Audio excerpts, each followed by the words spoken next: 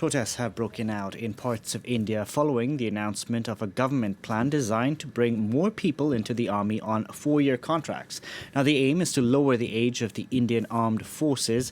The scheme, known as Agnipath, will drastically cut tenure and offer fewer end-of-service benefits. For more on this story, we can go across to France 24's Navodita Kumari, standing by in New Delhi. Navodita, why are people taking to the streets? Yeah, people have been really angry at the new hiring scheme announced by the government last week. Under this new short-term recruitment policy,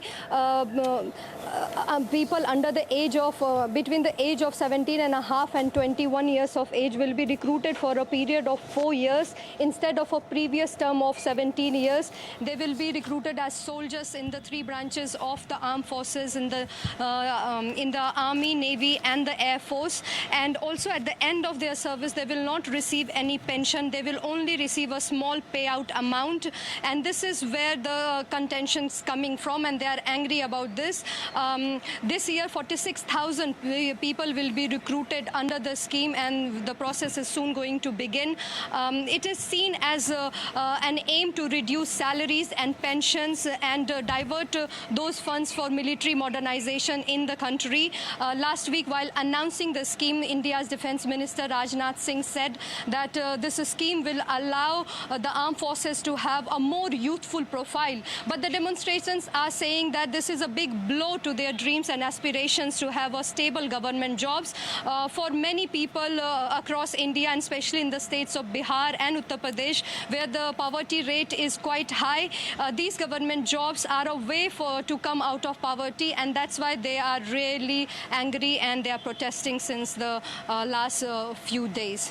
Navodita, besides lowering the age of the armed forces, what impact will this scheme have? Well, look, every year hundreds of thousands of people across India prepare for government jobs, and armed forces services are among the top of their choices. This gives them a stable government job and job security and pension, and especially during this time when the employment rate has reached almost 8% in April.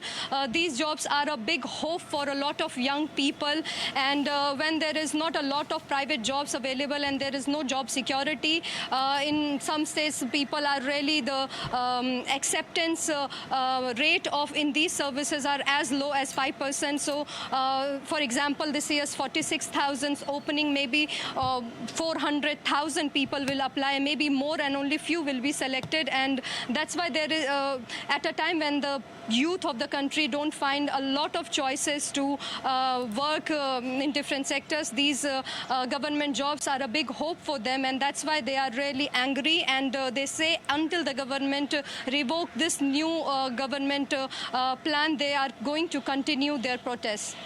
Navodita, thank you very much for that. Navodita Kumari reporting there from New Delhi.